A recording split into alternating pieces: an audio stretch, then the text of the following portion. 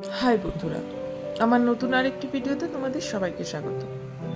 আজ অনেক দিন পর আমরা ফুল ফ্যামিলি মিলে এবং আমাদের নতুন সদস্যকে নিয়ে চলে গিয়েছিলাম ফিরিঙ্গি মায়ের মন্দির, মায়ের আশীর্বাদ পাওয়ানোর জন্য।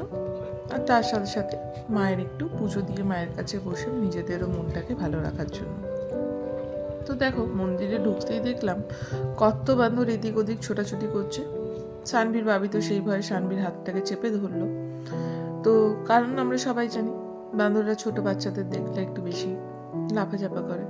সকালবেলাতে মাথায় স্নান করে এসছে বলে দেখো চুলে কত রকম স্টাইল করে এসছে সানভি।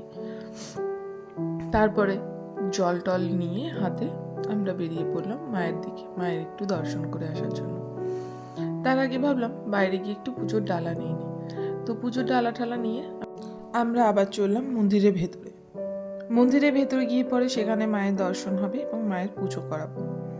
তো আজকে মন্দির চত্বর ছিল প্রায় ফাঁকা, কারণ শনি মঙ্গলবার ধরে আসলে এত ভিড় থাকে শান্তি মনে না মায়ের পুজো করানো যায়, না মায়ের একটু দর্শন করা যায়।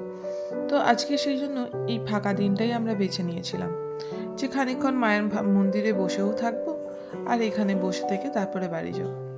আরেকটা ইচ্ছা ছিল জানো তো, ওইদিকে যে অন্নকুঠির আছে সেখানে মায়ের প্রসাদ দেয়। তো ভেবেছিলাম যদিও আজকে কপালে থাকে, কিন্তু আজকে আর কপালে ছিল না। তো দেখো ভিরিঙ্গি মায়ের এই রূপ কত সুন্দর, মায়ের সামনে থেকে বসে পুজো করাতে পেলাম। আর 4 বছর আগে এসেছিলাম, আবার এই 4 বছর পরে আসলাম। এই যে বললাম আমাদের বাড়ির নতুন সদস্য, এই যে সানবীর বাবির প্রাণের প্রিয় বাইক। তো এই বাইকটাই আজকে আমরা পুজো করানোর জন্য এসেছিলাম। এখানে মায়ের পুজো করিয়ে, যেদিন কিনেছিলাম মায়ের কাছে বলেছিলাম যে পুজো করিয়ে এখানে তোমার মন্দিরে পুজো দেবো। তো দেখো সানভি নিজে হাতে বাবির বাইকে ফুল বেঁধে দিল। সানভি তো বাঁধতে পারবে না, তাই আমিও একটু হেল্প করে দিলাম। আর তারপরে আবার কি, তারপরে আমরা এদিকে মায়ের অন্নকুটিরে আসলাম।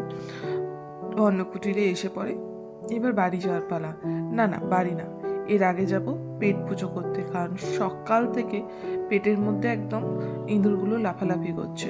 তো চলো আজকের ভিডিওটা এখানেই শেষ করলাম, দেখা হচ্ছে নেক্সট ভিডিও।